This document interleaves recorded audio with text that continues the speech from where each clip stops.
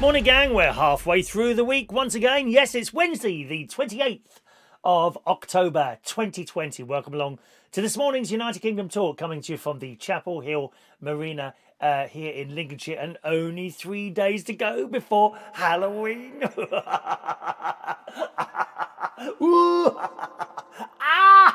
We're going to get you.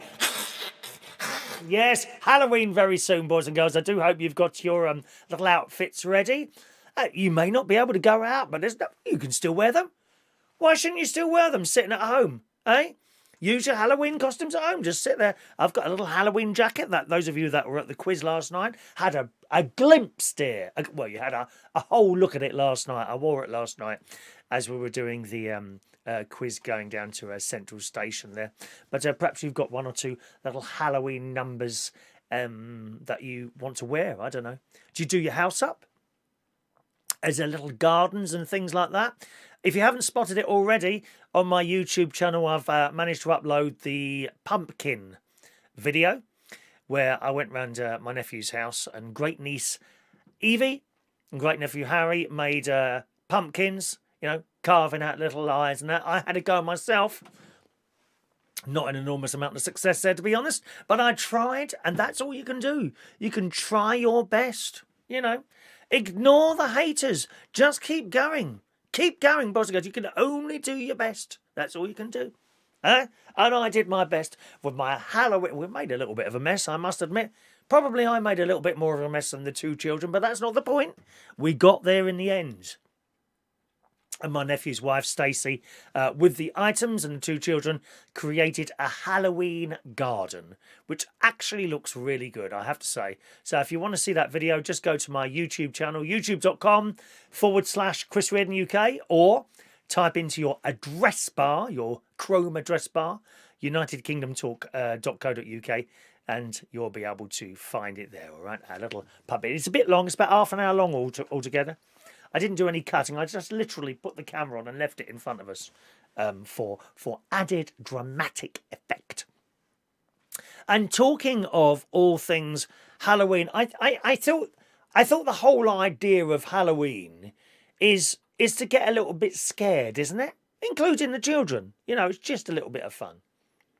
A little bit like, you know, if you go and see small children and you go in the house and they're not around, you hide behind a door, okay? Not necessarily on Halloween. And then the parents of the children tell them to find you. And they're looking everywhere, aren't they? You're hiding behind the curtain in the living room. And then when you feel them approach, you poke your head round and they scream. And for that single moment, they're probably quite frightened. But it's all a bit of fun, isn't it? It's all it is, a bit of fun. It's not like I'm an actual axe murderer, although I was playing an axe murderer the other day, if you saw the video of me and my sister. I'm not an actual axe murderer. It's just a bit of fun. Scaring the children now and again. Well, not according to this story in the Daily Mirror. The snowflakes are moaning again, boys and girls. Oh, don't they moan. If it's not one thing, it's another. There's a creepy Halloween display. I'll show it to you in a moment. You've probably already seen it on the thumbnail for the YouTube show and my Facebook banner. A creepy Halloween display spooked one local resident into calling for its removal. But its creator has no intention of giving it up. Ashan Jiwon received an email asking him to get rid of the ghouls and witches as they might scare children. It read, Halloween celebrations are detrimental to the many... You couldn't make this up.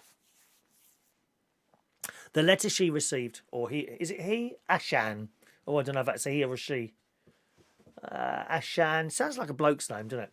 It read, Halloween celebrations are detrimental to the mental health of many people, in particular children and the vulnerable.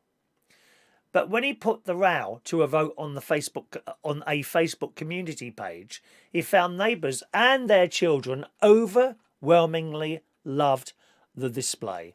Aren't these people pathetic? All they do is sit at home looking for problems in their sad, lonely, pathetic lives, and they shove off a Twitter or an email or a letter. Anyone write letters anymore? Probably not. Now Ashan, who happens to be a counsellor in Bexhill, East Sussex, nice part of the world, who lives with his partner, sister and her children and parents, says the decorations will remain. I should blooming well hope so at all, mate.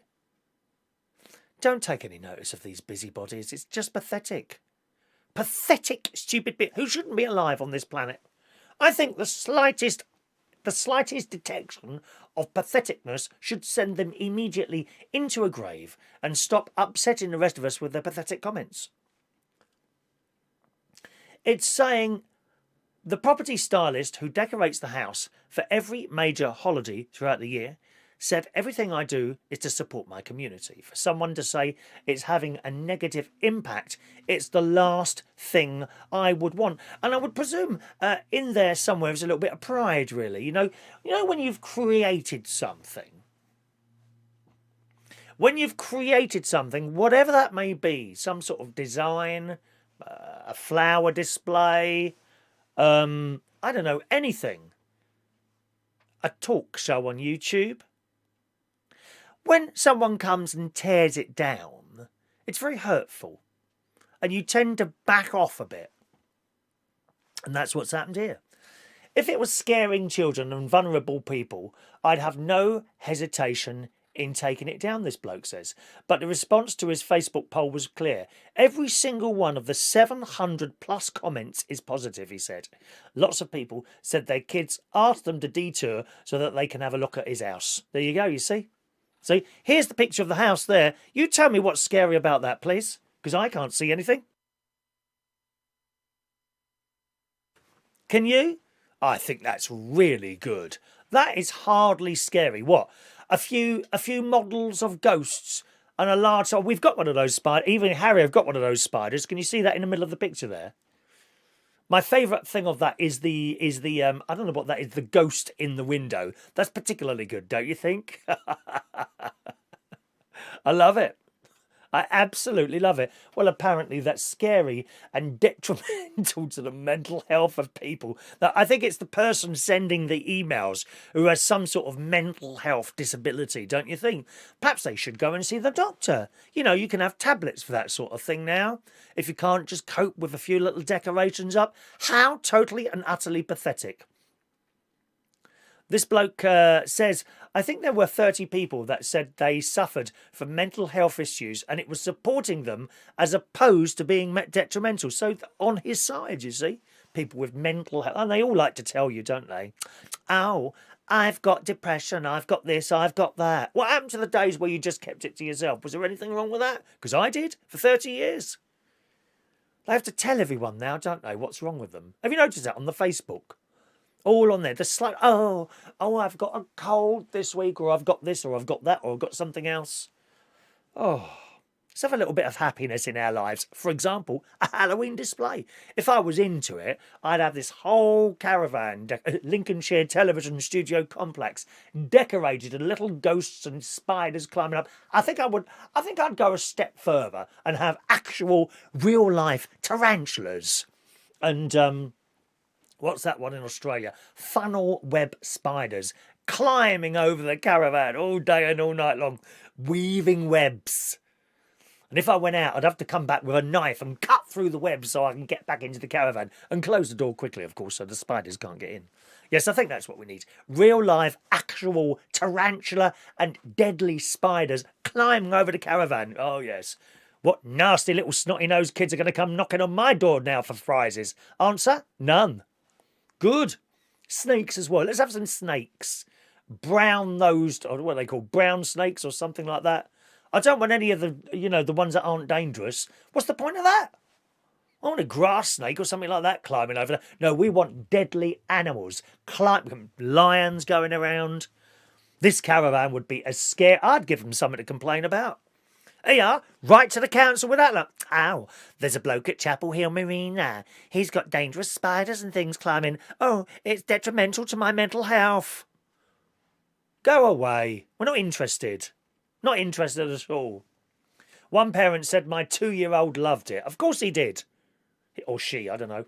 The point of Halloween is to be spooky. And a neighbour said the amount of children that have taken time to look at this is fabulous. So, I mean, fantastic. You keep that thing up there. There's nothing wrong with that at all. Look at it again. There it is. Ain't that fab?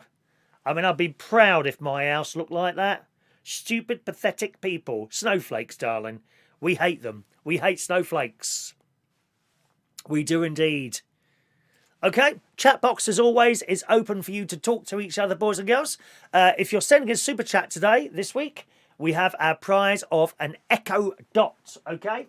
Anytime you send a £1 tip, I'll give you a free raffle ticket for one of those. £2 gets you 2 free raffle tickets, and that's the prize this week, and the draw will be tomorrow. Excitement is building.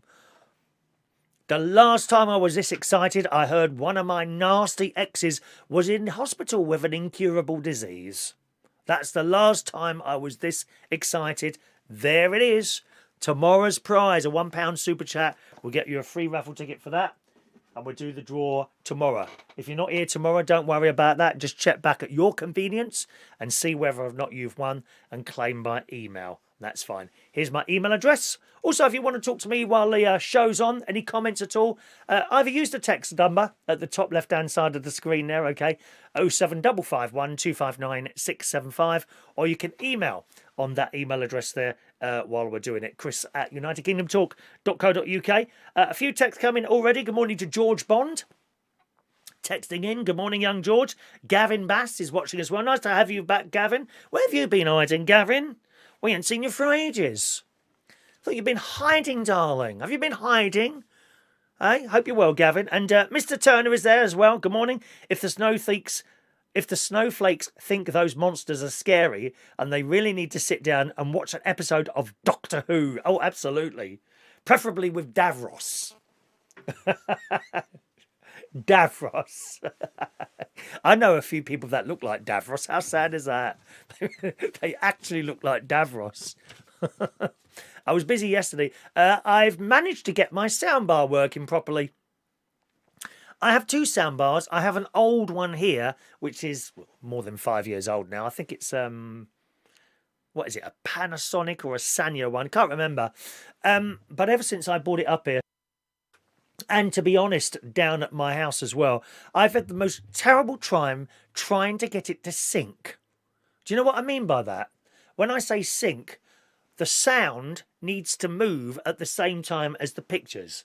And some people don't seem to notice it. Now, my mate over at his house, him and his other half, Andy, when I go round and watch the television there, if I'm invited round for a dinner or something like that, I notice that the sound and the mouth are slightly out.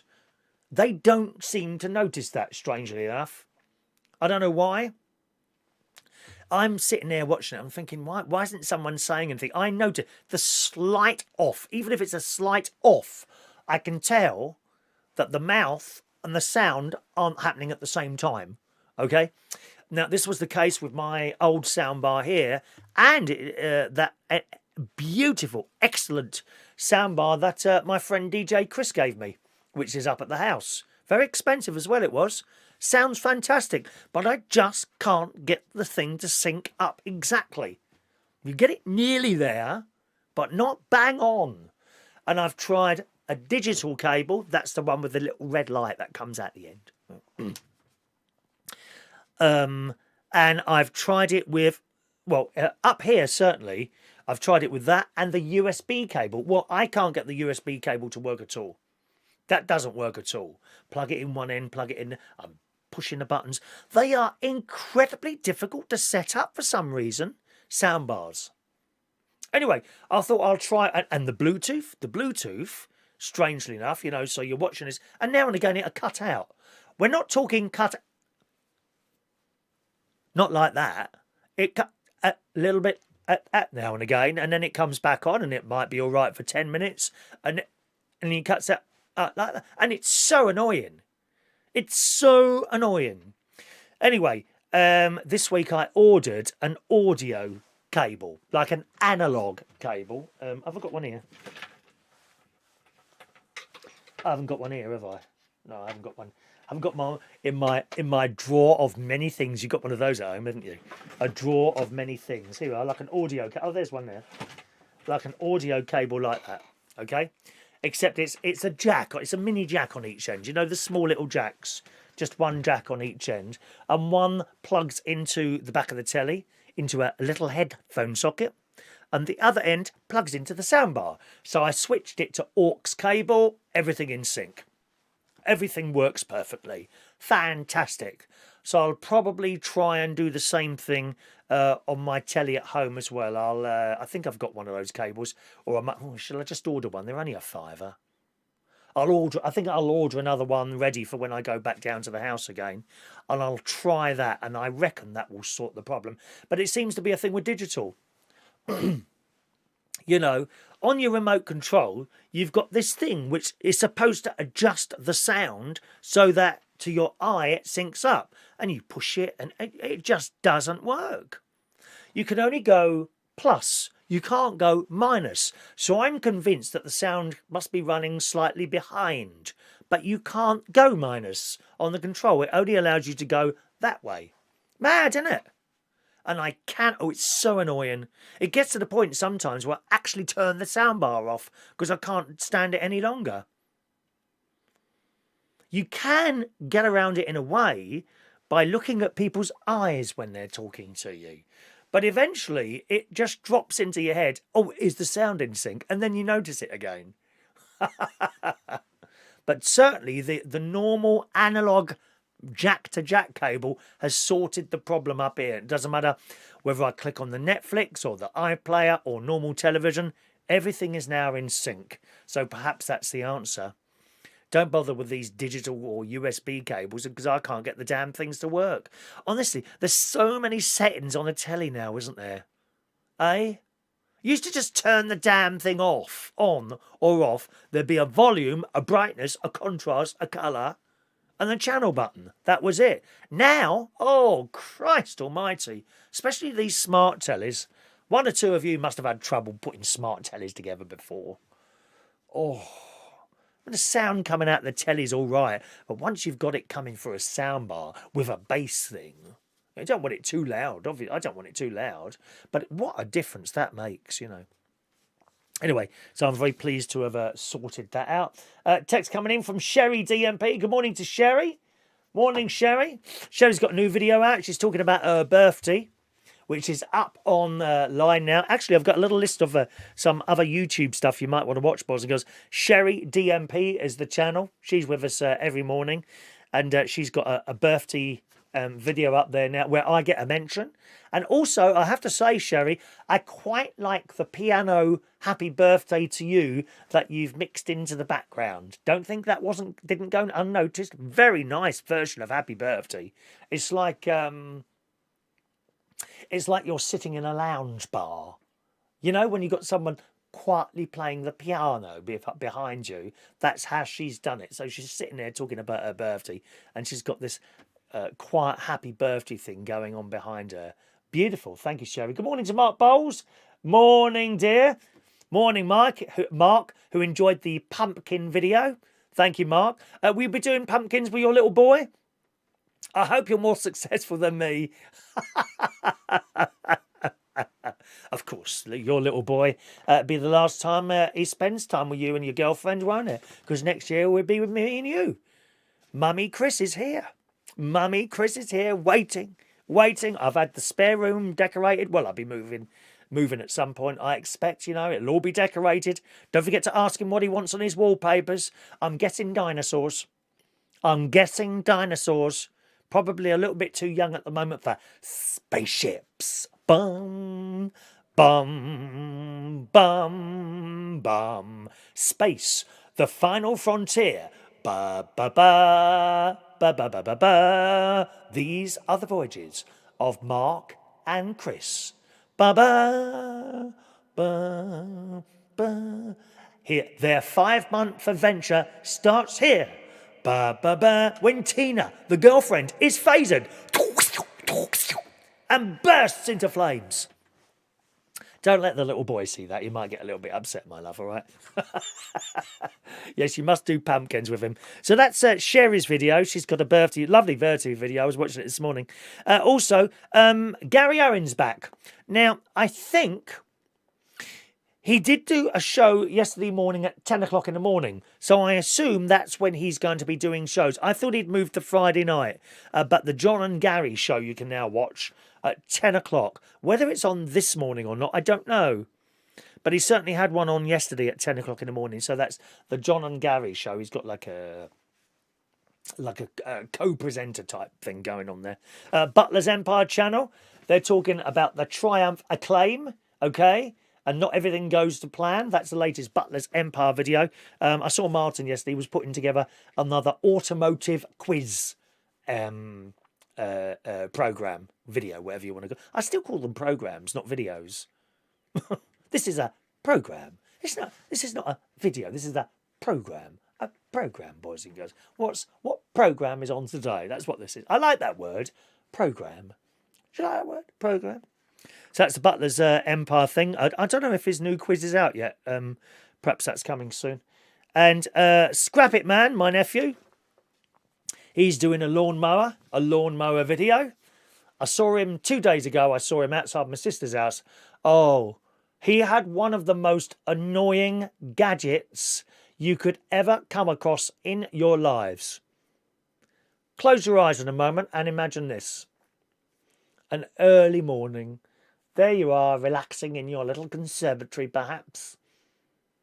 Just woken up, your eyes are like that. Yeah, not everyone gets up at 7 o'clock in the morning like I do. I know some of you. Like 9, 10, 11. Joey Millen, 3 p.m. after he's playing computer games all night long. And I parked my car and I just... What the blooming hell's that? He's got a petrol leaf blower. And he's outside the neighbour's house. My sister, he's doing it outside my sister's. Petrol leaf blower. Oh, how annoying is that? That's almost, but not quite, as bad as those blokes that have got those grinding machines that cut up bits of concrete. That's the worst. That is the worst noise ever. Down at the house, there's a bloke who's opposite and a little bit further back. Now, he's obviously got one of these. He's not close to my house, but my God, do you hear this damn thing when he's got it going round, cutting things up. So annoying. But the leaf blower comes quite close to that, doesn't it? Like that all the time it is. And then it stops, doesn't it? It stops. I think, oh, that's lovely. And then for about 10 seconds, and it starts again. On and off, on and off. How annoying is that? The leaf blower machine. Well, be warned, my nephew's got one of those, and for just £10, he'll come round and clear your leaves away. Travelling is extra, okay? £10 if you live next door, and then it's £10 for every mile that he has to travel. John Parrish and Sherry, don't bother. I don't think you can afford him to come up there, because John Parrish is poor. Always comes out with that one, doesn't he? That he's got no money. Sherry, thanks a million again, Chris, for promoting my channel. Always, darling, always. As I've said before, anyone who does YouTube channels or anything like that, you want it mentioned, tell us what's going to be in it. Don't just say, oh, I do a channel. You know, sometimes I'm sitting there if breakfast time's a bit boring, which it was this morning.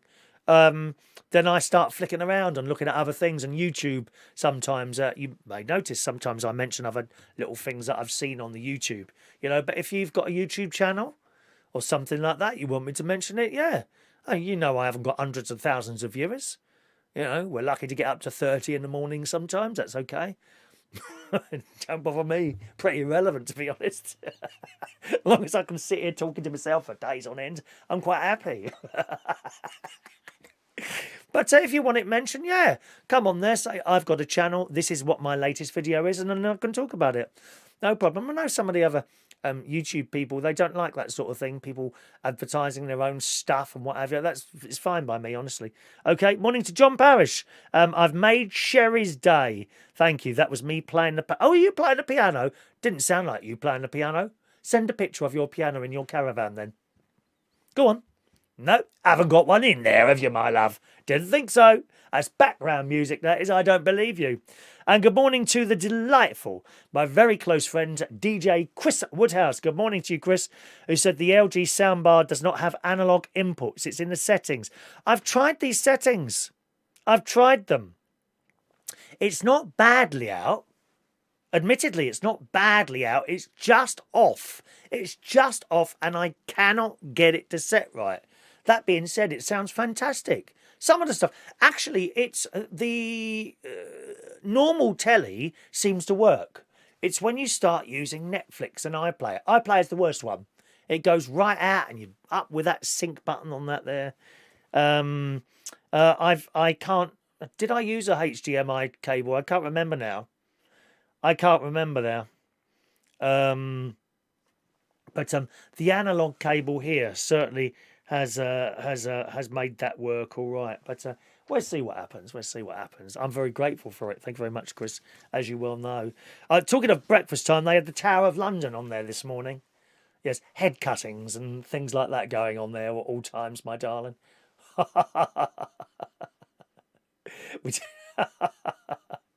We don't like a head cutting. Oh, dear me. They put them in orange jumpsuits now before they do it, don't they? Oh, awful. Imagine having your head cut off. You don't die instantly, do you, apparently? I think someone did some sort of test. And when they cut the head off, they carried on talking. Can you still hear me? Blink your eyes. And they went like that. The head was still alive. Oh, no. Dear. Morning to Jeff. Morning to the delightful Jeff Burley, my caravan neighbour. Morning, Jeff, who said, we had a chuckle watching your video with Evie and Harry. We were surprised you didn't make one out of a Swede in your younger days. Oh, Swedes. Yeah, I suppose you could have done it with Swedes when you think about it, couldn't you? Do you remember the big thing of Swede at school? Oh, I hated that. Hated that. You know when you went and got your school dinners, there's the potato, out comes that thing, and then there's the Swede. I hated the Swede. Great big square thing full of Swede, wasn't it? Jeff says, we were surprised you didn't make a Halloween mask thing out of a Swede in your younger days. We both did in the 50s. Won't be able to get down this week, still decorating, but we'll definitely be down for Remembrance Day. And that's from Jeff and Linda, who are up there in Sheffield, my delightful caravan neighbours. Morning to Denise Andrews, who says, thank you for the fridge magnet, which has arrived safely. Look at that. Look at that. What day was that? That was Monday. Oh, no, that took 2 days.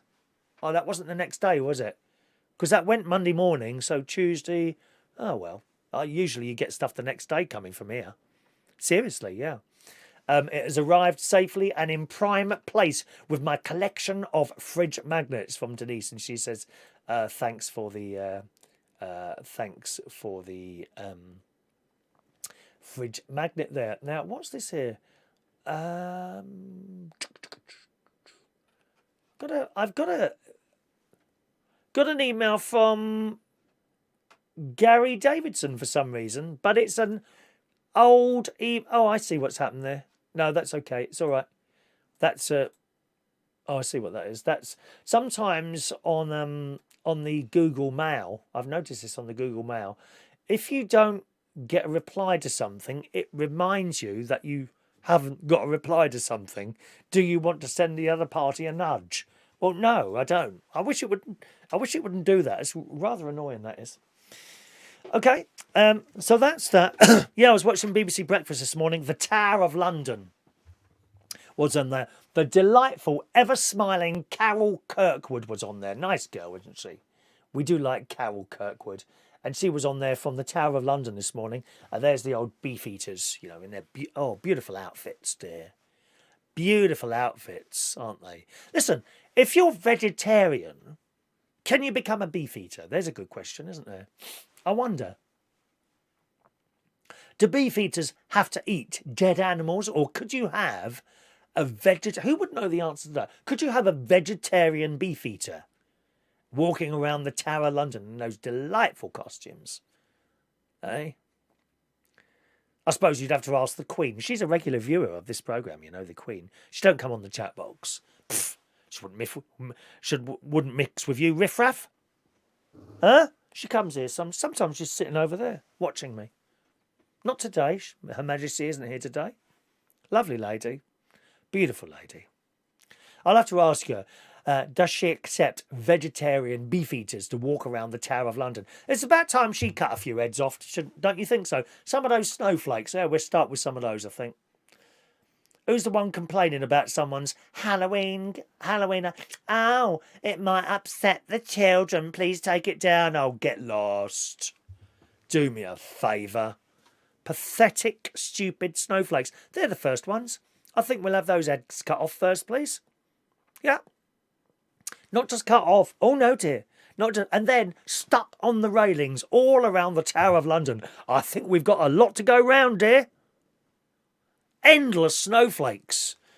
So that's the Tower of London. What else have we got here? Let me have a look. DJ Chris. Do you know? Oh, bless him. You know, it was his birthday yesterday, as well as Sherry's, of course. DJ Chris, his neighbour bought him a lovely birthday cake. Isn't that a nice thing to do? Oh, we do like a birthday cake, don't we? Oh. Do you know, I went through a phase some years ago now. It's got to be at least 10 years ago now. I would be in Waitrose, right?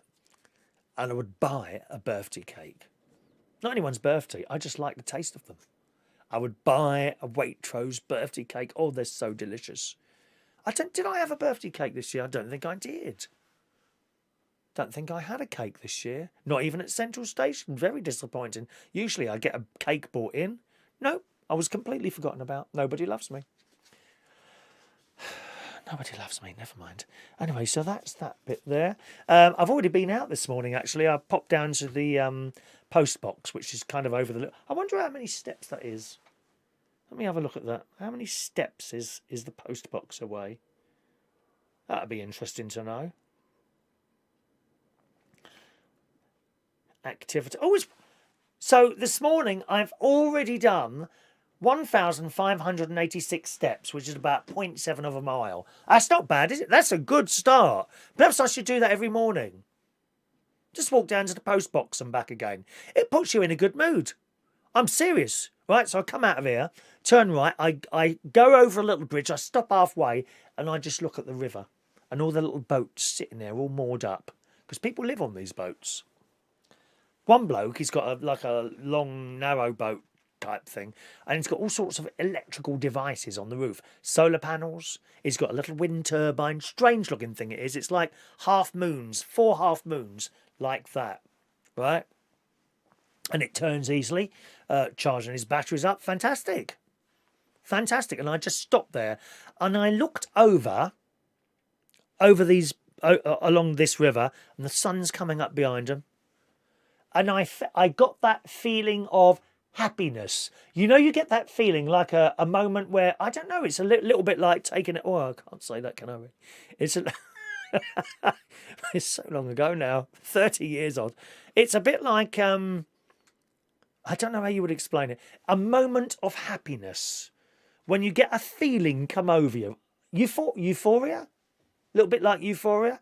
It was a lovely feeling just looking out down there. Then I carried on to the post box. And I was aware there was a car behind me and it slowed down. I thought, oh my God, 5 lads are about to jump out the car and drag me into the bushes. No, that didn't happen, unfortunately. Anyway, this car slowed down and I looked round and it was Alan. Alan is king of all caravans. He is the husband of Sylvie, who is queen of all caravans, and looked and just smiled at me and nodded, and I waved at him. He's a nice bloke, Alan. He's a really nice bloke as well. I get on really well with the people that own the site here. They are really a delightful couple. They really are, both into their, I presume they're sort of mid-60s sort of age. Don't know the exact age of them, but they really are very nice people. So I went down to the post box, and coming back, I thought I'd come a different way. And I came to the board. There's a board, on the entrance. You can put posters and things up like that on there if you've got something to sell. No caravans for sale on this site at all. None.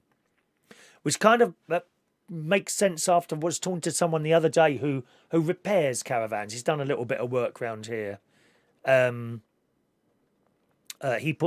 His company put my bathroom in and my heating cum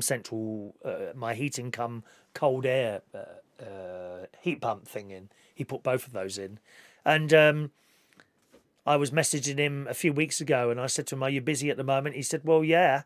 He said, "But no one's moving. No one's given up their caravans. There's a lot of people at the moment trying to buy caravans because, of course, they can't go abroad. But be very, very, very wary if you do that. You can end up with a bottomless pit that you have to keep chucking money down. Not the case here where I am. They're very, very good here. But some of these companies, you buy a caravan. If you was to buy a new one, you could spend anything from sort of 25 grand up to 100. Really, they're not cheap. I think they used to be. Not anymore. They're not. Right. So say you bought a caravan for 70 grand. And things happen, don't they? You never know. Something's going to happen to you. Perhaps you fall ill and you've got to sell it back. Well, that 70 grand caravan in a year's time will probably be worth 20. Be warned on that. Then there's the ground rent. Now here it's very, very reasonable. 1,450 the whole year, includes water. Okay? That's not the norm. The norm is probably about £3,000 to £3,500 a year. So you need to really do your sums and make sure that you're going to come up here at least half the weekends in a year. Otherwise, it's just not worth it. You might as well go and hire one for a week. Don't be very, very careful and really do your homework if you ever think about buying a caravan. I can't lie to you. I didn't do my homework on this. I was just lucky. But when you go on the Facebook, type in unhappy caravan owners and you'll come up with all sorts of stories on there. None to do with this site I'm on. Generally to do with... a lot of them seem to be Park Dean. Park Dean complains about Park Dean resorts and Haven Holidays and anything you want done to your caravan once you bought it. Sometimes they'll tie you in, so you've got to go to the company who owns the site you're on to get anything done. And of course, they whack on a great big fee as well. Be very, very warned about that. All right, my loves. Morning to Gary Ross. Tried the vegan sausage roll. It was very, very nice. There you go. Look at that. Gary Ross has tried the vegan sausage roll. I told you you'd like it. I've only got to try one of these things once. Gary, why? Oh, I beg your pardon. It's not Gary. I beg your pardon. It's Gavin Bass. Sorry, Gavin. Gavin says, I tried the vegan sausage roll. It was very nice. Maybe you should come down again and we do a barbecue, but I won't be cooking. So I won't kill you like I did last time. Terry can do it. Oh, that was funny. Gavin had a barbecue. I mean, this must be 12 years ago, which I went to. And they were running an internet radio station. And suddenly he appeared. He says, I think I've overdone the sausage meat. And he come out, this stuff was black. Black sausage meat matters, though. It does. It does. Still tasted all right from what I can remember. Terrible, isn't it?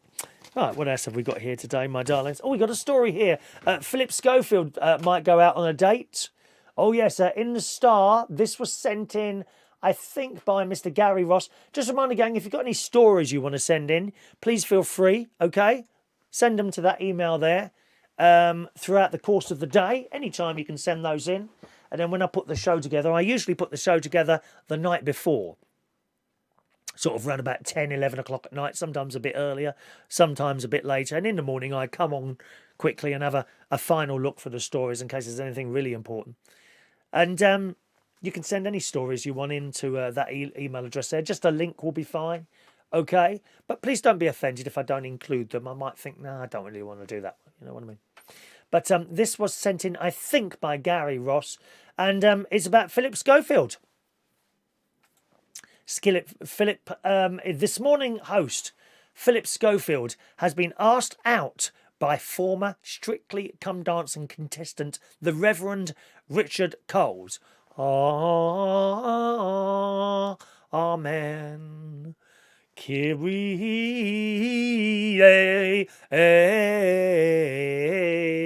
Yes, it's been asked out by a Reverend. The star was taking part in an interview on BBC Radio 4's Saturday Morning Live to promote his new autobiography. Radio 4. Who listens to Radio 4? Eh? If you listen to Radio 4, you are posh. Posh. I've delved into it now and again. You know, it's on my... have I got it on my cars presets? I think I might have.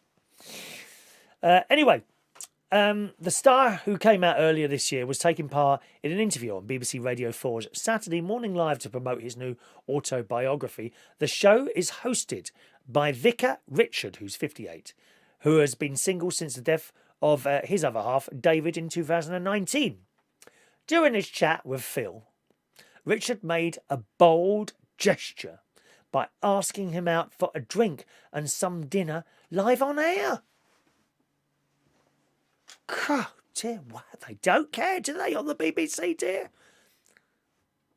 The whole BBC seems to have been turned into some sort of dating app. Is that what you got to do? You get a job at the BBC and someone will ask you out, perhaps. I don't know how it works.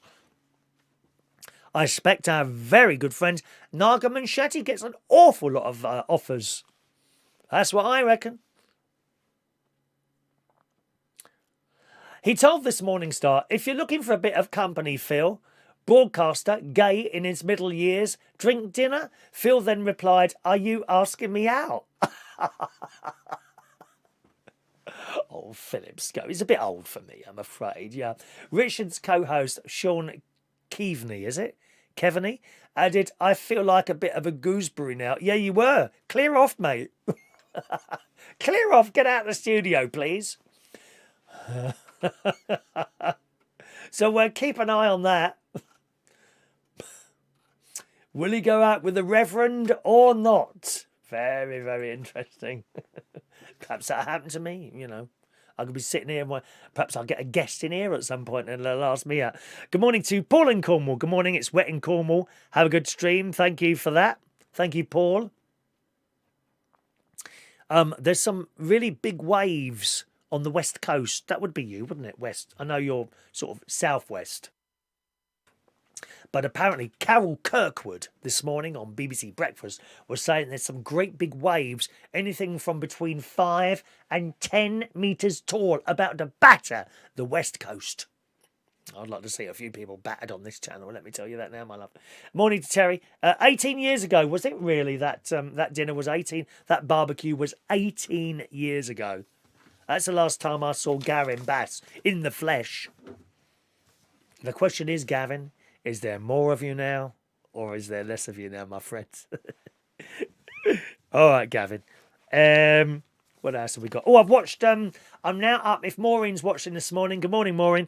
I'm now up to Series 3, Episode 2 of The Indian Doctor, which I've mentioned once or twice on this programme.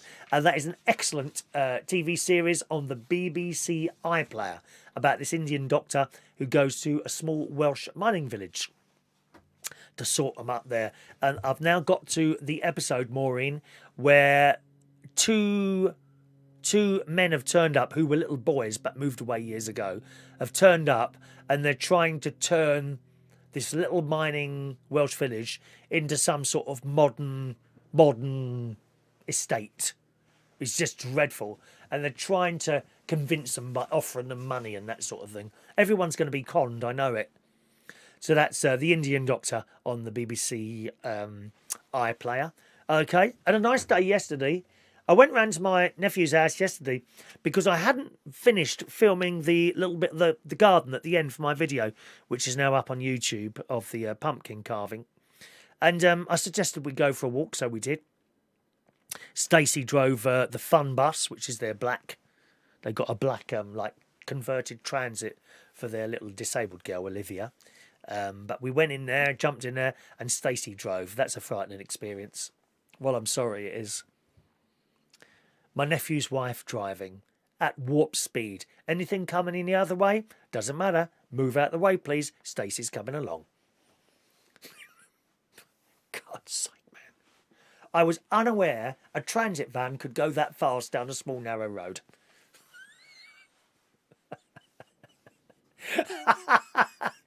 It's a frightening experience, that is. I thought my sister was bad.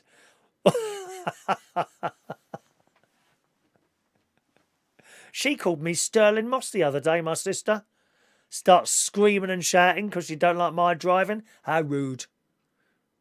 Don't get in the car with my sister or my nephew's wife.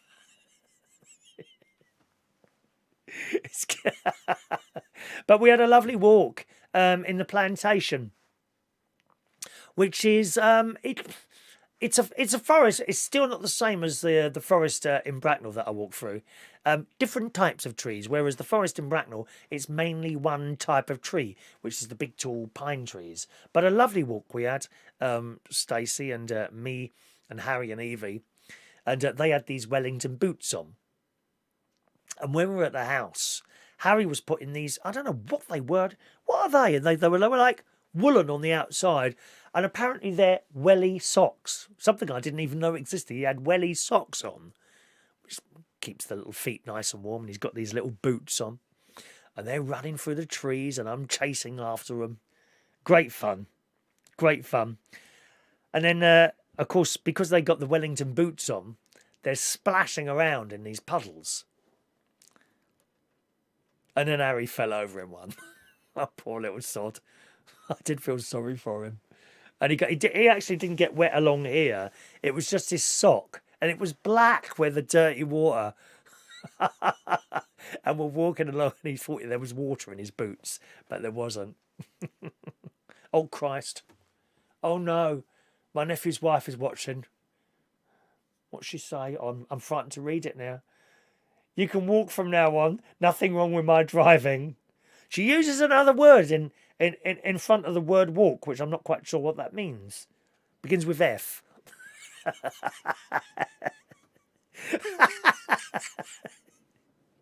Paul in Cornwall, we had 9 metres waves, plus sea is rough as sandpaper, about 50 mile an hour winds there. Oh, well, you want a wind turbine there, mate? Get yourself a wind turbine. Oh, this is fun this morning, isn't it? Oh, dear. I've upset Stacey now. That's it now. No more visits. Oh, sorry, Stacey.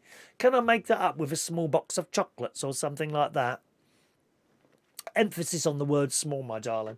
We can't afford to buy large boxes of chocolates. Or I could give you this ribbon. Look, I kept this. This is from the flowers that Gary and Evie bought me one. I thought I could wear. Look. Sherry wears stuff like this, doesn't she? Sherry DMP, eh? She wears stuff like this, doesn't she?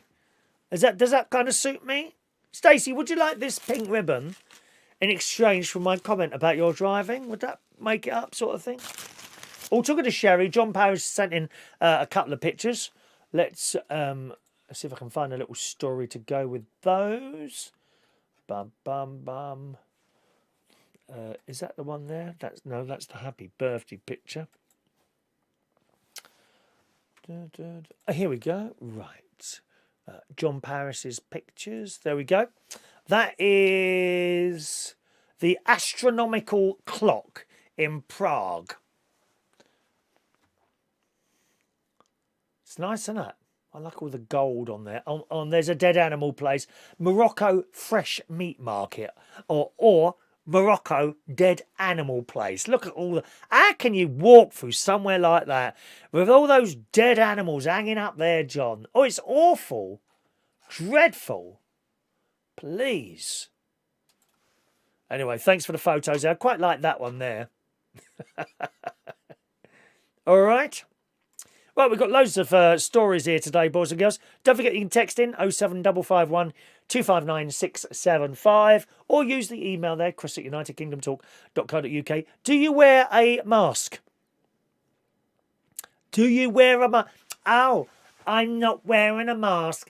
I suffer from asthma. I suffer from anxiety. I've got a lung condition that stops me wearing a mask. No, it doesn't. No, it doesn't. It's in your head. And here's the proof of it. In the Sun this morning, refusing to wear a face mask or covering is a sign of a serious personality disorder. Ow, that's not right. I haven't got a personality disorder. According to this, you have. Can you blow your nose like that? Oh, I love a good blow, don't you?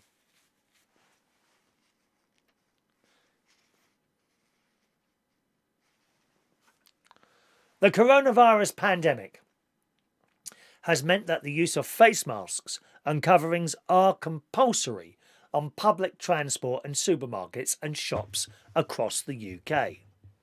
In the UK, the police are able to intervene if people are not wearing masks, and fines can also be issued. I don't think a fine is enough. We could start out by sending round Mandy Davenport to deal with your "I don't want to wear a face mask" issues.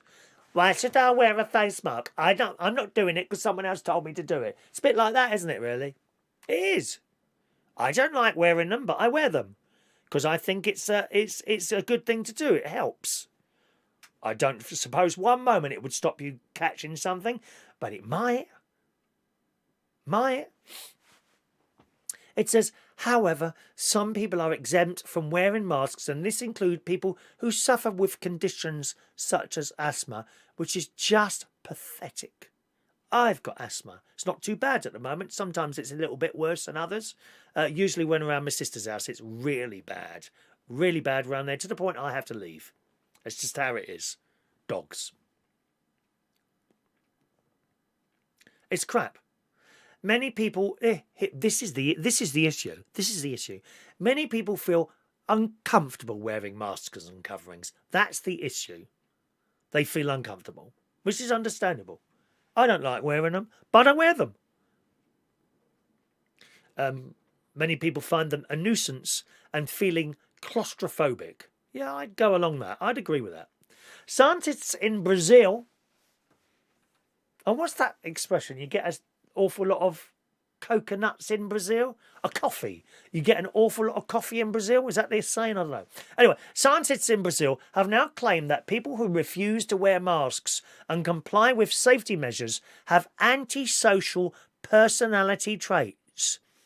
And you just know those people are now saying to you, "Oh, I'm not antisocial." Well, they're sitting there with their arms folded. How can they say that? Just because I want to ask, I'm not antisocial? Yes, you are. According to this, you are. The Latin American study surveyed over 1,500 people between the ages of 18 and 73. The participants were given a series of questions relating to how well statements represented their behaviour.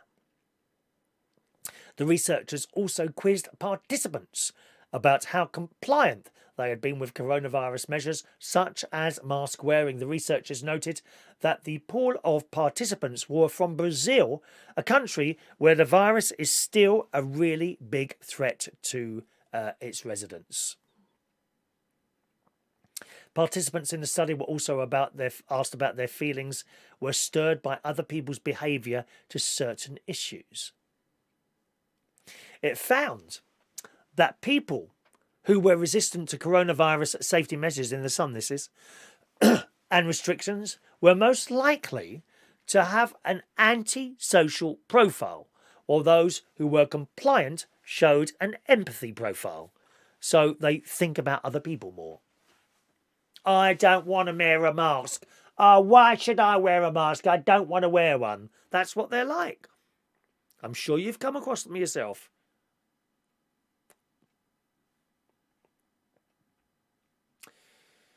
I wonder what the questions were. It doesn't say what the questions were. The researcher states that these traits are present in people diagnosed with antisocial personality disorders. Would you class yourself as antisocial? I wonder. Psychopaths are considered to have a severe form of antisocial personality disorder, it says. The researchers stated these traits explain at least partially the reason why people continue not adhering to the containment measures, even with increasing numbers of cases and deaths. Well, there's a hell of a lot of them that keep going marching up London, isn't there? They're all anti-social. You think they'd be social with all these other people? No, they're not. They're antisocial. So there we are. That's what they say. If you're one of those people, you have antisocial personality disorder if you don't wear a mask. What do you think of that one then? Hello to Glenda, who's in Pittsburgh in the USA. Good morning, Glenda. You're up early, my love. Gosh, 10:45, 98765, 4:45 there. I guess. Glenda's up early this morning. She is in Pittsburgh, US of A. Morning, Glenda. She says, good morning, Chris. In the States, people don't want to wear masks because they feel it takes away their rights. Thus the reason for the extremely high increases in cases, you see. Most who don't wear masks are Trump supporters. Yeah, we've seen that on the telly, actually, Glenda. We've seen his rallies. No one's... Who's the other bloke? George Biden? Joe? Is it Joe? Joe Biden. You go to his rallies, or what we've seen on the... We obviously haven't been to one of his rallies, but on the telly and that, and everyone's distanced and they've all got masks on, not the Trump ones. I bet they're the ones who are getting it. Why risk yourself? Why? Someone would have looked it up on the internet. Oh, they say face masks don't do anything, so I'm not wearing one. They believe there's so many people like that around. They type something into Google, they get an answer, and that's it. That's it. They believe that. Well, it's up to you. I know what I'm doing. I've lost out on the job. I've lost out on the job that I love because I'm frightened to go into an enclosed room. How's that, eh? Gavin says, I've got to face masks, one with a filter on, and I've got one with my YouTube logo on, which is quite nice. I don't mind wearing them if you've got to wear them because it's safe, as it might stop you catching it. Thank you, Gavin. Or you must send me a picture, Gavin, on the email of your mask with your logo on it. I'm liking the sound of that. The mask with your logo on it, please. Can you send me that one? Oh, I might have just accidentally deleted a text there. Now, where did that go? Is that if anyone's sent a text in and it hasn't been read out, can you send it again? I think I might have just deleted one accidentally. Sorry about that. Self-driving cars. They will come. I don't know how they're going to work, though. You know, if you're driving along, the idea is someone steps out, the car will automatically stop. But what if that's someone with an axe and is about to attack you? That's the worry. Tesla cars in the US in the sun this morning can now drive themselves without requiring assistance from a driver following a recent software update. Tesla last week released a beta or test version of what it calls full self-driving upgrade to an undisclosed number of expert careful drivers. Well, that would be me. And Stacey, that would be you as well, darling. What was it again? What was the expression here? You got expert careful driver. That's you, my love. You don't want to upset my nephew's wife. Seriously. Don't ever upset my nephew's wife. Very powerful figure. The release prompted online posts by excited recipients who shared a video, snippets of their car driving autonomously on city streets at night. See, I really want a car that can drive itself. I want an electric car that can drive itself. I want to be able to get somewhere, push a couple of buttons and then just put my fingers out and then, you know, close my eyes for a while or perhaps watch a video or two, perhaps watch a film if it's a long journey. How lovely would that be? Coming up to Lincolnshire from my house down in Berkshire. It's a good 3 hours journey to be able to sit there and watch The Sound of Music or something like that. Or maybe a smashing up car video. That would be better, wouldn't it? One Tube user said the update caused the dashboard display to change into a computerized graphic from the future. How exciting. That showed what the car's onboard computer was seeing. You get all these graphics come up in front of you. Funnily enough, when I'm in my car, one of the graphics, I've got a couple of graphics on there, one of which is the battery charging. That's the hybrid battery charging, and it tells you what's happening, whether it's being charged or used, and that sort of thing. My sister likes to watch that. She likes to have that little video on the screen while we're driving along. I'd prefer an episode of Tom and Jerry myself, but she, it's each and every one, whatever they like. During a Tesla earnings call, the boss, Elon Musk, said the latest upgrade was planned to be widely released at the end of this year. He added the system would become more robust as it collected more data. It's very clever, isn't it, really?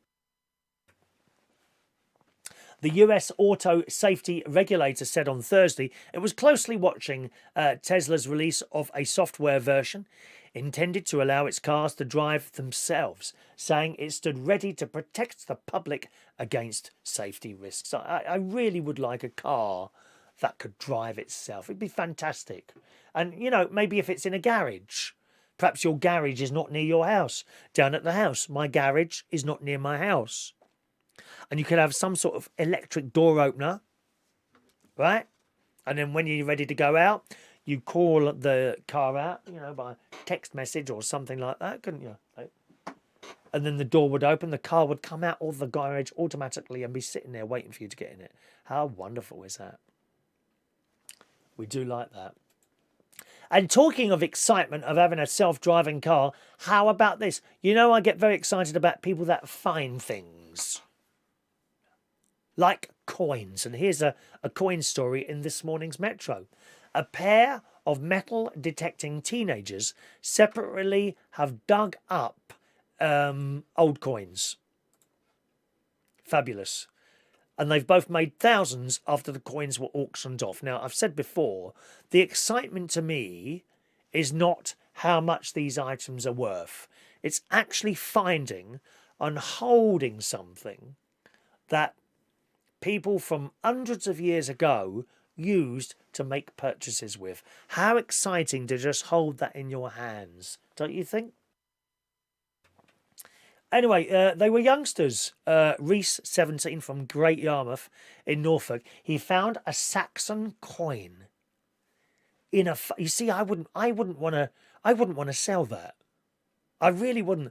He found a Saxon coin in a farmer's field in Topcraft, Norfolk, and it was auctioned off for 4,000 quid.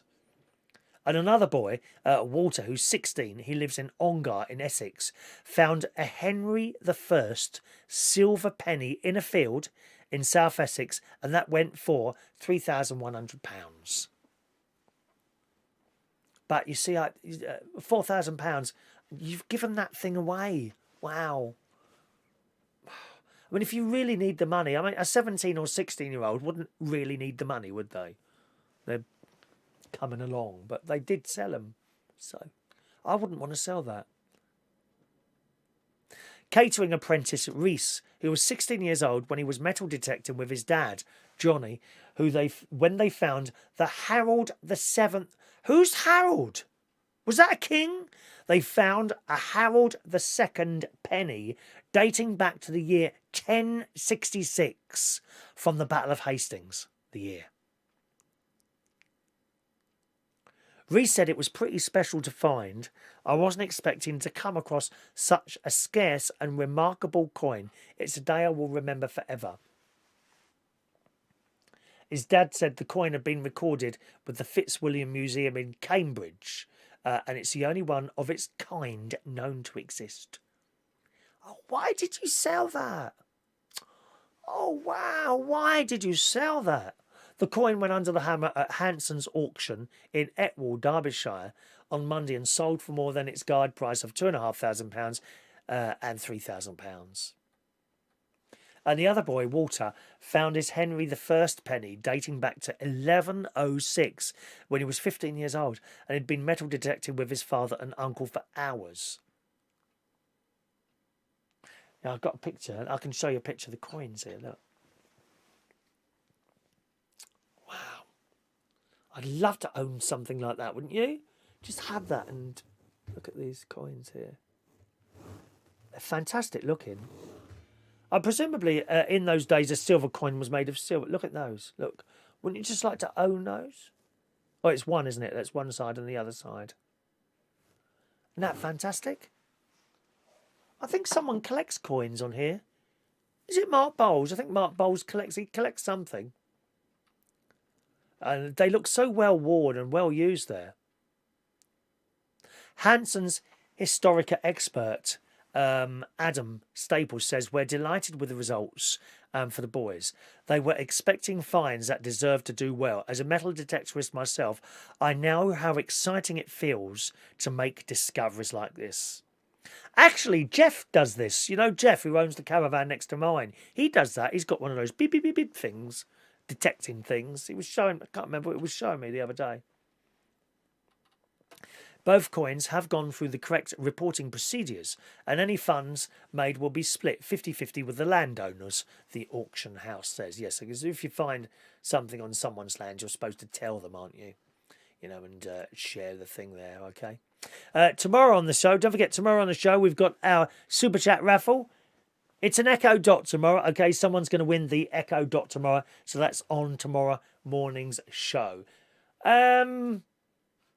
Did you put on any weight at all during the lockdown?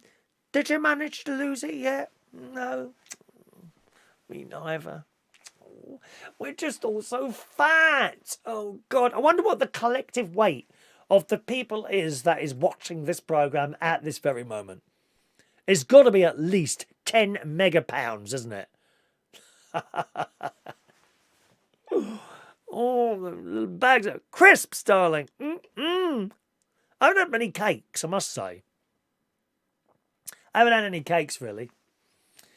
Anyway, in the Daily Mail today, you're not alone. I'm not alone. Sharon Osbourne has admitted gaining weight during the coronavirus lockdown. Now, I quite like Sharon Osbourne. She just tells you like it is, doesn't she?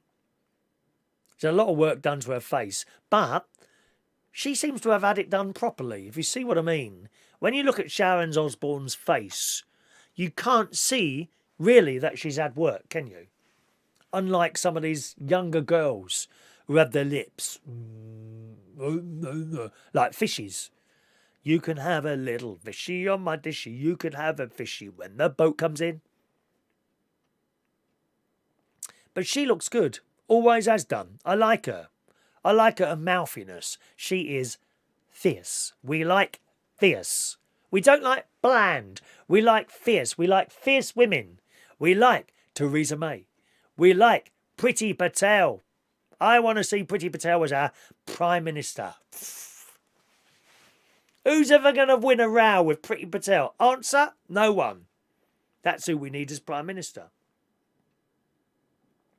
Sharon Osbourne revealed she put on £10. It's not bad. Only £10 since the pandemic, but is already taking action to try and get back into shape. On Monday's episode of The Talk, which is a programme I don't know, The Talk. Never heard of that. She's 68 years old. She looks 42.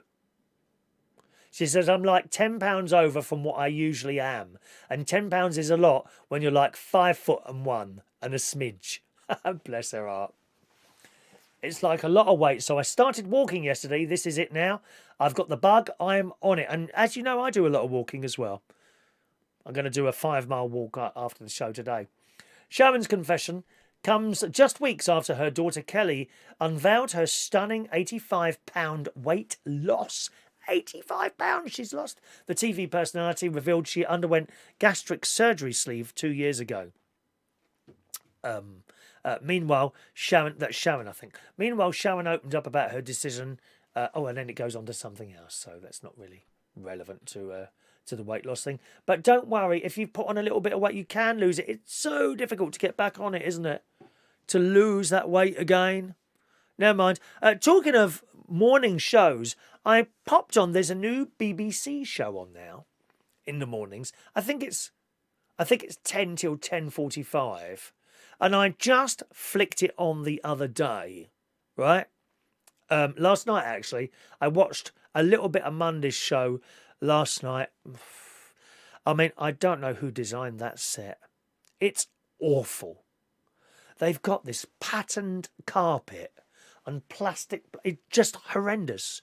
I can't remember what I think it's called Good Morning. And it's on BBC One. I can't remember what time it's on. It's a bit bland as well.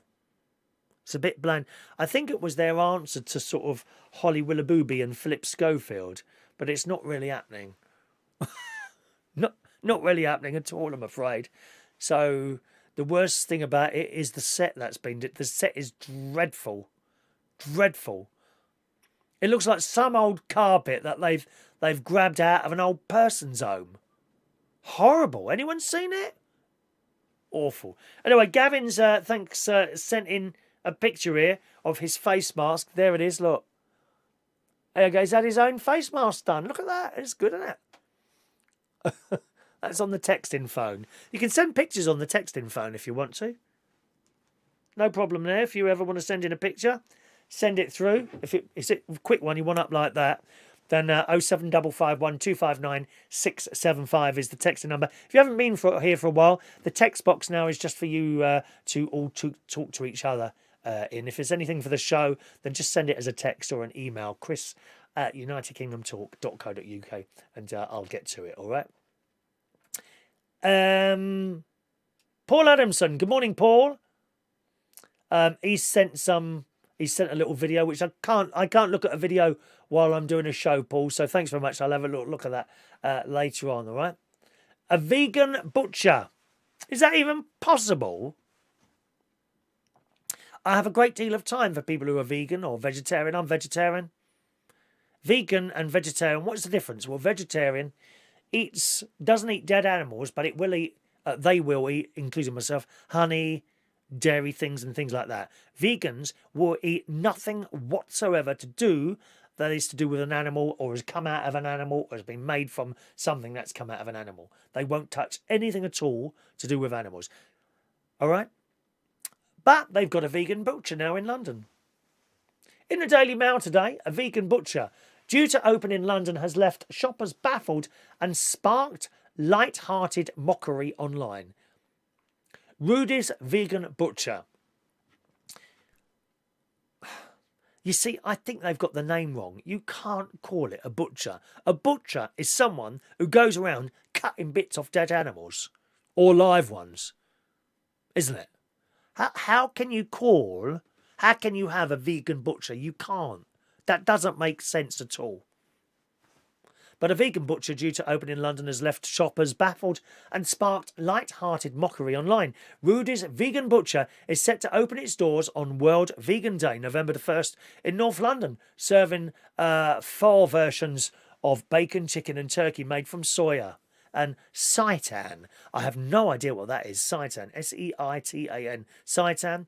It will sell non-meat versions of staple dishes and ingredients, such as cheese sauce with a Z, chili non carne, rack of jack, lobster with a H on the end, salad and shredded barbecue pulled pork, P-O-R-C. The shop, which is the first of its kind to have a permanent base, is based in Islington, home to former Labour leader Jeremy Corbyn's seat in Parliament. Now, you see, I would go in there and have a look and perhaps buy stuff. I think they've got the name wrong. I don't see how you can call it a vegan butcher. You call it a vegan shop, but it don't make sense, does it? And I'd be in there. I'd buy some stuff. Try it out. Absolutely. That's very, very strange. Piers Morgan retweeted the post and said a vegan butcher's shop, and people wonder why I've written a book about the world going nuts. Oh, well, we know that. This world is going nuts. You've only got to look at the news. At people now attacking each other for no reason whatsoever, really, sometimes. People not agreeing with the other person. Someone said to me once, you don't listen to other people's opinions. I beg to differ. I don't think anyone listens to my opinions anymore. Some social media users poked fun at the business, while others said it would be a helpful convenience for those who don't eat animal products. And as I say, I expect I'd go in there once and I'd want to keep going in there. But the problem is it's in Islington and I'm nowhere near that. Comedian Sue Perkins says, carving florets since 2020.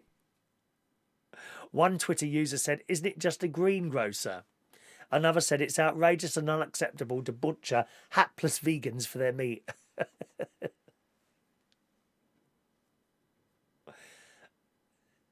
We also serve up veganised versions of classic American junk food, the description reads.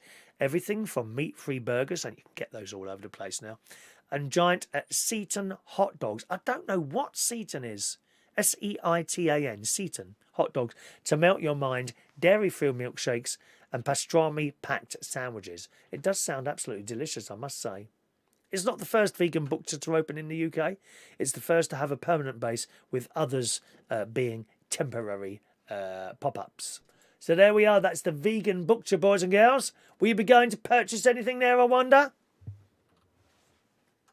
Is that your thing? Now, can this work? In the metro, pubs and restaurants in the central belt of Scotland will be allowed to reopen from Monday, but they won't be able to sell alcohol. Can that work? You're almost turning a pub into sort of a cafe, aren't you, when you think about it? Don't you think? Can a pub work when not selling alcohol? I think it might.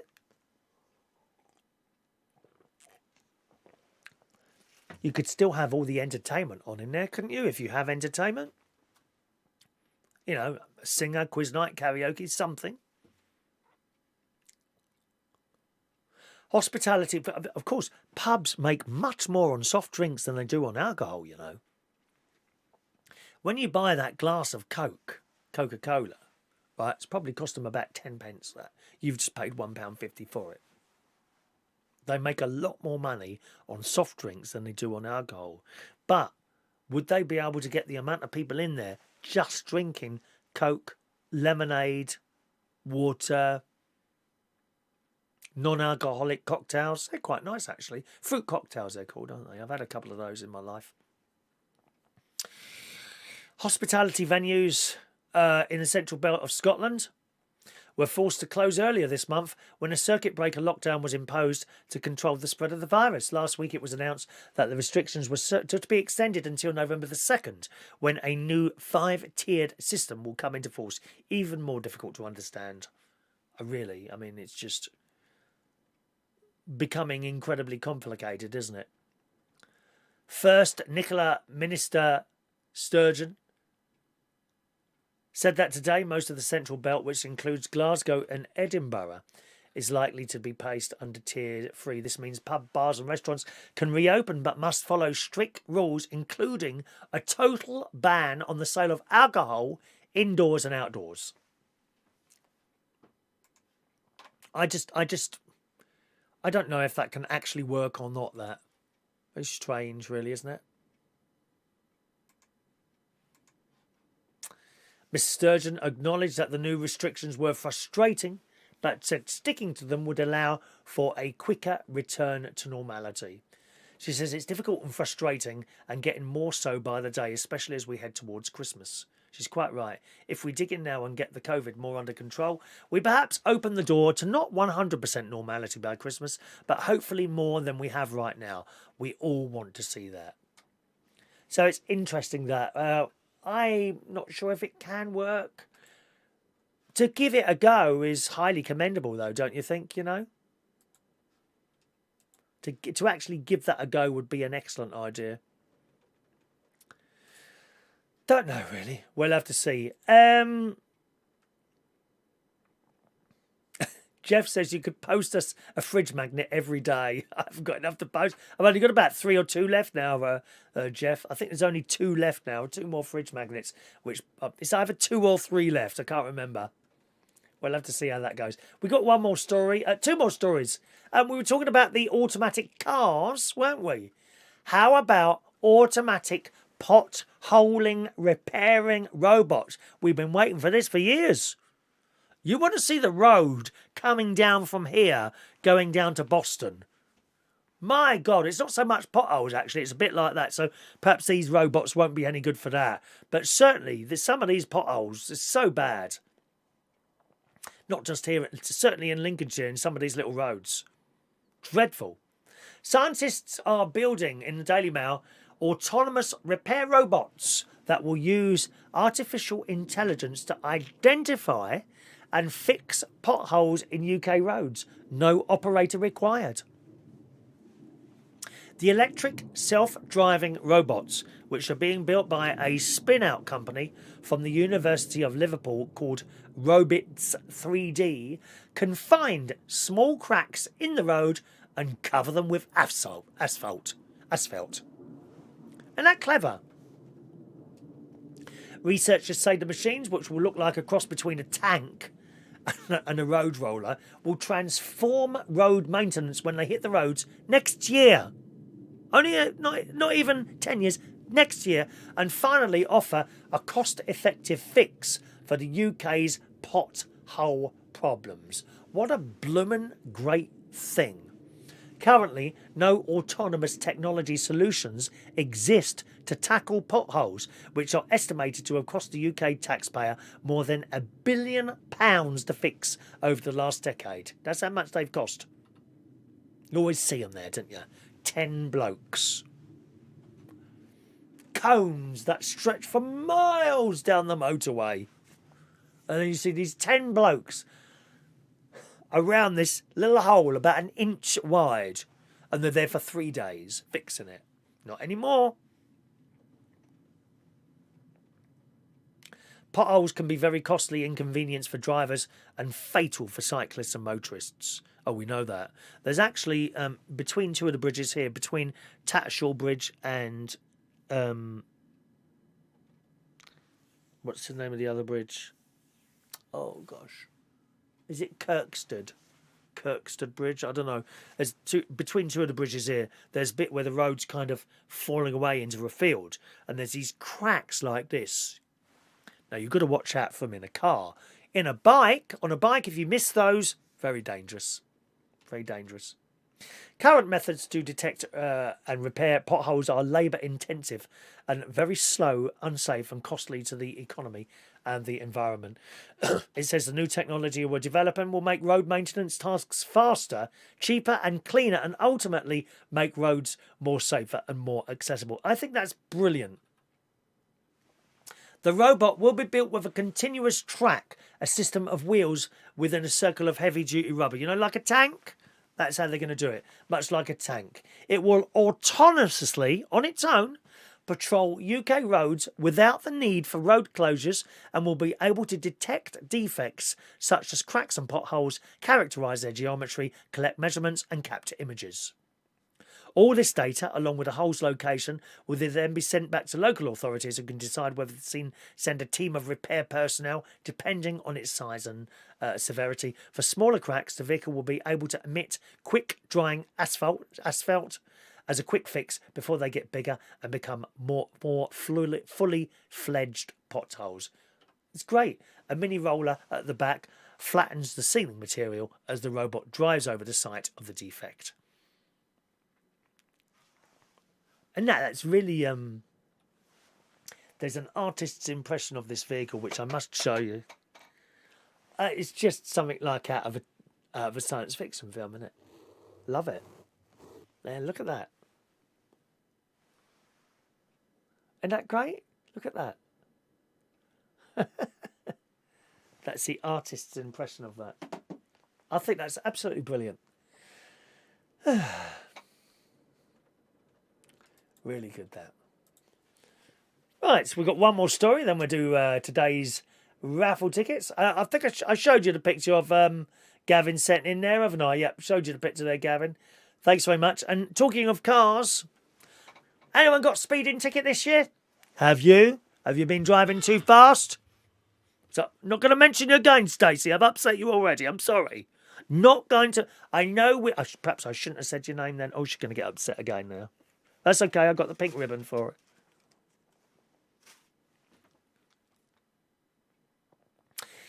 A record high number of drivers were caught speeding last year after police across England and Wales handed out more than 2.3 million speeding tickets. 6,300 fines were given out by police every day in 2019, which is an 8% increase on the previous year. You're going too fast. I don't go fast. You know those old blokes that are on the inside lane on the motorways doing 50 mile an hour? That's me!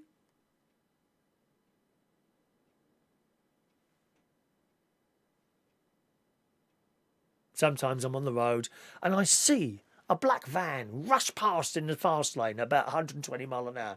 Hi, Stacey! I wave as she goes past.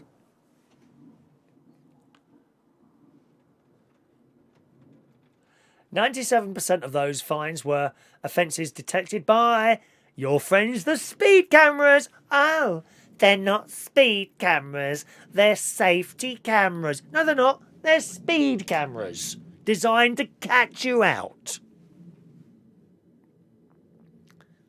Who's got a speed fine this year? Anyone? I haven't had one for years. How sad is this? The last 2 speeding fines I got were done by the same camera on the same road. And they were like 6 months apart. Same camera. Anwick. They must make a fortune out of that camera. Annick, which is not far from here. Spelt Anwick. You say it, Annick. Data released by the Home Office revealed that 47% of those caught took a speed awareness course. If you've not been on one of those yet, it is one of the most boring days you will ever have in your entire life. Speed awareness course. Very important to make you aware of the speed, boys and girls. Mustn't go too fast. You go in this room, and there's all these other miserable-looking people sitting in there, little desks at computers. It's a long time. Might have changed now. Presumably, they have to have some sort of social distancing thing going on, and people not touching computer screens and mice and things like that. But nevertheless, when I went, you went into this room, and there's all these miserable people looking there who don't want to be. Well, no one wants to be there. And the bloke talks, it's always been men doing these courses. I think it's run by the AA, if I remember rightly. There's a bloke in there and he's talking all this talk, and he talks quite quick, and you look at and you think, oh, this isn't going to take very long. And then an hour goes past. And then 2 hours. And then when you think it's going to finish, there's always someone in this group who starts asking questions. And that 2.5 hour course can turn into 5 days because some stupid tosser is there asking endless questions. Clearly because they haven't got any attention at home. Well, they're on a speed awareness course now. They know that none of us can go home until the questions are finished. And they ask questions. And you just look at them and you're thinking, please die. I want to go home. Please die. But they don't. Perhaps some rat poison in the tea or something like that may help them on their way. I don't know. But the good news is, despite the increase in fines by speed cameras, official figures show the number of roadside breath tests are at the lowest number since 2002. So not so many people drinking, according to that, is it?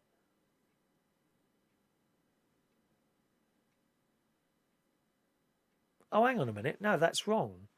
They've worded... Again, bad editing here. It then goes on to say 285,380 breath tests were conducted by police in England and Wales last year compared to 2018, when 322,769 were administered. Now, when you read that, you think that's good news. But then it goes to say, according to the data, the rate of positive results has been the highest since 2007. So there are more people drinking, although not so many tests were done. That's badly worded, that is, again. So there we are. Speed cameras are out there to get you, boys and girls. Mustn't go speeding. Mustn't go speeding. Who wants a raffle ticket then? Our next raffle is on Monday, boys and girls. Our next raffle is on Monday. Have we got any blue tickets left? Maybe not. I think there's a couple of who's going to get the last blue tickets. Oh, hang on a minute. Oh, there we are. And then we're going on to pink tickets. All right. Then we're going on to pink tickets. Don't forget, gang, if you want to send in a text, feel free to do so. I don't go into the chat box. We're just using texts now and emails. Gavin has just sent in a couple of texts. And Gavin says, the pink ribbon that you've got, Chris, for Stacey, would look nice with a bunch of bouquet round for her. Just say you're sorry. Pfft. Bunch of flowers? You think I'm made of money, dear? God's sake, man. And he also says, on the speed awareness course, that will be Joey asking those questions, and you'll be sitting there for like nearly 4 days when he's trying to get into his head. Oh, I can imagine that, Gavin. I can imagine that. I don't think Maureen's with us this morning. Are you there, Maureen? Have we heard from Maureen this morning? No, we haven't. Maureen might be out somewhere today. Unusual. All right, let's do these raffle tickets. Jeff, you get ticket number 998. Blue tickets. I wonder who's going to get ticket number 1000. Jeff Burley. Oh, hang on, my phone's fallen over. Yeah, I've got to take that round to Stacey at some point. Hang on. There we go. Isn't it funny, all these people that I say drive fast, they never seem to get done for speeding. It's only me, 1 mile an hour over 30, and I get done, don't I? Who's going to get ticket number 1000? Let's have a look. Fran Green, 999. Fran Green is in charge of likes on this channel, boys and girls. She had the job a year ago, and she's got it back again because she's good at it. That's why. Because she's good. No, you can't have Fran's job, no. Fran Green, 999. Terry gets ticket number 1000. Ticket number 1000. Now, make sure you write down these numbers, boys and girls. Very important you write down these numbers, because when we do the draw, which is on a Monday for those tickets, when we do the draw on Monday, okay, we do not read out the names, all right? Okay.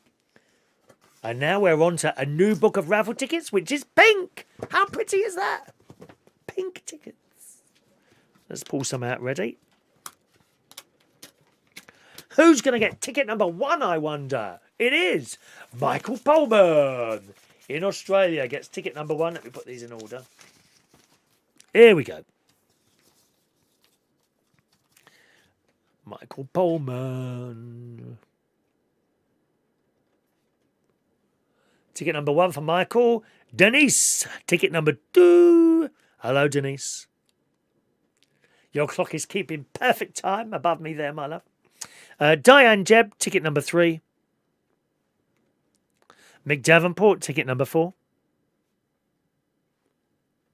Jason Hughes, ticket number 5.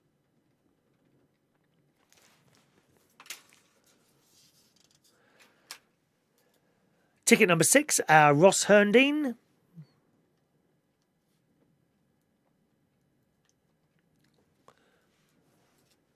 Ticket number 7 for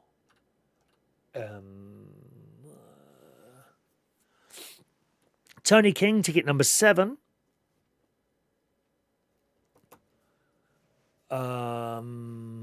Gary Ross, ticket number 8. Oh, there's our Maureen.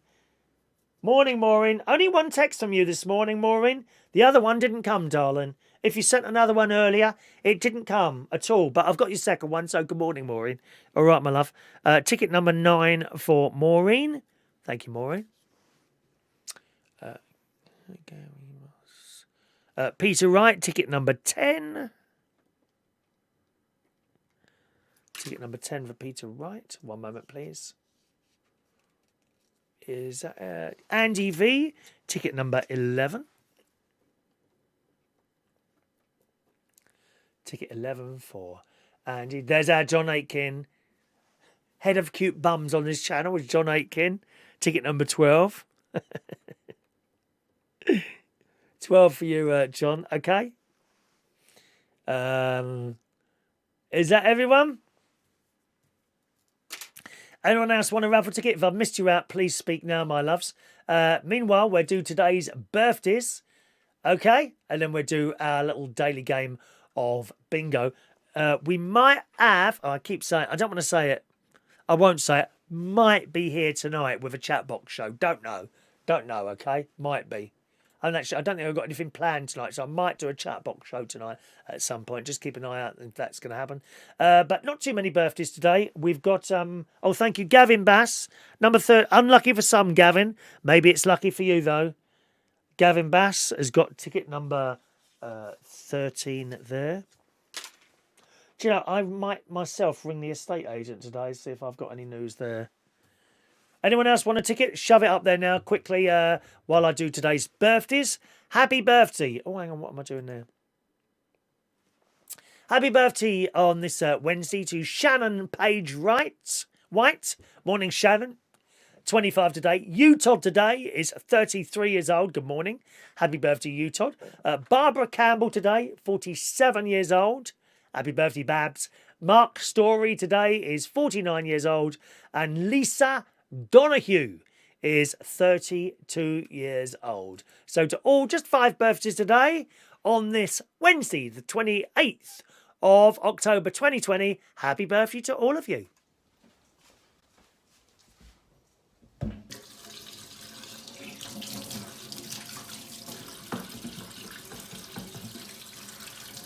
Happy birthday to you.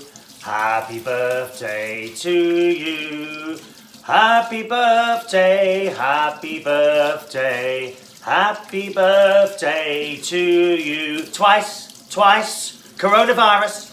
Happy birthday to you. Happy birthday to you. Happy birthday, happy birthday. Happy birthday to you. Happy birthday. I wonder who's going to get cakes today. Who's getting a birthday cake today? DJ Chris got one. Yeah, I expect Sherry got one yesterday. A nice cake there. All right.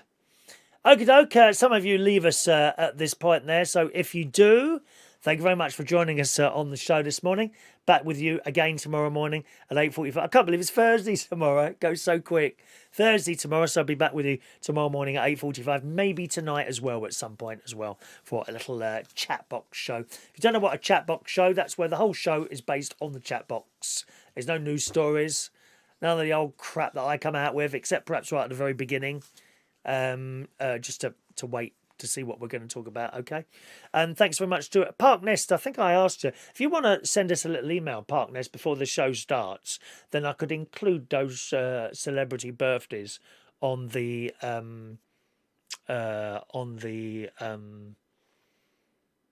show.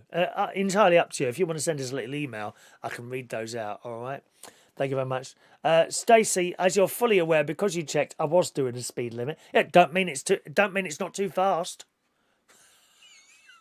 I saw the way you pulled out in the middle of the road when you saw cars coming the other way, so that they couldn't get past. She was driving like this, Stacey, yesterday. And I'm leaning over here, obviously looking at the speedometer.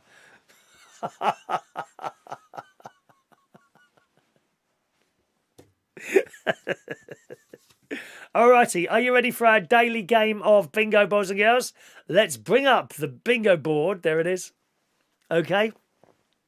The winner of today's bingo will, as always, get an extra raffle ticket, which will be number 14, unless anyone's texting in for another one.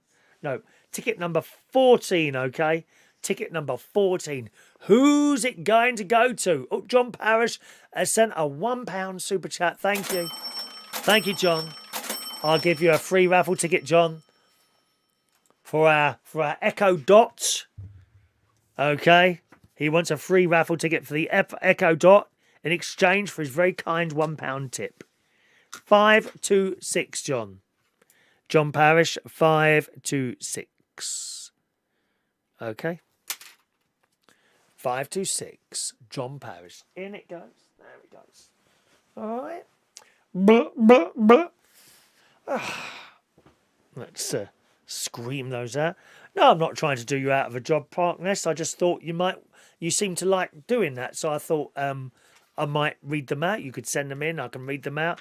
It would be something like, thanks very much to... If someone does something for the show, I always credit them. I don't take the credit myself, you know. Okay. All right. Eyes down, gang. Are you ready for Wednesday, the 28th of October, 2020 game? We only play for a full house. As soon as I notice someone's won, I will stop the game. You then have 1 minute and 30 seconds to claim your ticket. If you don't claim within that time, once we've moved on to the next number, for whatever reason at all, if your message hasn't got to me, whatever reason at all, once we've moved on to the next number, we carry on for another winner. Okay? If you didn't receive your raffle ticket today, you've probably dropped off the list. And the only reason that would happen is because you won and you weren't there. If you want to rejoin the list, no problem. Just send me an email to the usual email address and we'll do it. Okay? Here we go then. Eyes down. First number, all the ones. Legs 11. All those beautiful legs. 5 and 1, 51. 6 and 9, 69. 8 and 5, 85. Or 1 and 4, 14. 8 and 1, 81. Or the sixes, clickety clickety 66. 1 and 7, 17. 5 and 7, 57. 5 and 2, 52. 2 and 1, 21. 4-0, blind 40. Boris's Den, number 10. 1 and 5, 15. 4 and 7, 47. All on its own, Kelly's Eye, number 1. 3 and 5, 35. 5 and 4, 54. 5 and 8, 58. 7-0, blind 70. 2 and 8, 28. 7 and 2, 72. 7 and 8, 78. 7 and 1, 71. 4 and 6, 46. Top of the shop, blind 90. 1 and 6, sweet 16. 6 and 4, 64. 1 and 9, none and 19, none and 19, none and 19. 2 untalented Gemma Collinses, 88. 4 and 3, 43. 8 and 2, 82. 3 and 2, 32. 6 and 5, 65. 2-0, blind 20. All on its own, number 4. 2 and 5, 25. 3 and 4, 34. 5 and 9, the Brighton line. Woo, woo! All the sevens, 77. 3 and 8, 38. 2 and 6, 26. 8-0, blind 80. All on its own, number 5. 2 and 9, 29. 6-0, blind 60. 8 and 7, 87. All the 5s, 55. 4 and 2, 42. 8 and 4, 84. 7 and 9, 79. 2 little ducks, Denise, 22. Quack, quack.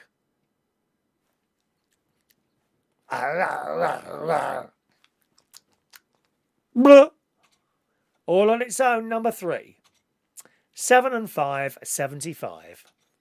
7 and 4, 74. 3 and 1, 31. 6 and 1, 61. 8 and 9, 89. All the 3s, 33. All on its own, number 9. 6 and 2, 62. All on its own, it's that little duck again, but all on its own this time, number 2, quack. 8 and 6, 86. 5-0, blind 50. All on its own, number 7. 2 and 7, 27. 1 untalented Gemma Collins, number 8. Shut up, Gary. 3 and 7, 37. 7 and 6, 76. Trombones. Da, da, da, da, da. 4 and 1, 41. 6 and 3, 63. All on its own. One click. Number 6. 7 and 3, 73. 5 and 3, 53. 2 and 4, 24. 1 and 2, 12. 6 and 8, 68. 5 and 6, 56. 3 and 9, 39. 6 and 7, 67. Unlucky for some, 1 and 3, 13. And we have a winner. We have 2 winners on 13. Is that you? If so, you need to claim your prize, my darling. Let me see someone shouting bingo in the chat box or texting the bingo on our very exclusive text-in number of 07551259675. Save it in your phones for those important occasions. Denise Andrews is screaming bingo within 16 seconds. Very good, Denise. We are very impressed. And I speak unanimously in that. And as part of the European Broadcasting Communications sections. Are you ready? Here come Denise's win. Ow! Oh, I haven't won. Oh, I haven't won. What shame. Denise has. Here's her winning numbers 5, 7, 11, last number 13, 21, 31, 39, 42, 52, 53, 65, 70, 75, 80, and 81 from Miss Denise Andrews. Mrs. Denise Andrews has won. Oh, no other claims. Oh, deleting now. Oh, well. What a shame. No other claims. Oh, dear.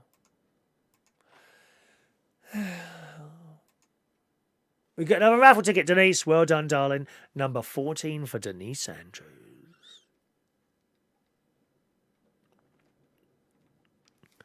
You're just underneath Gavin Bass, which I'm not sure is a very pleasant experience.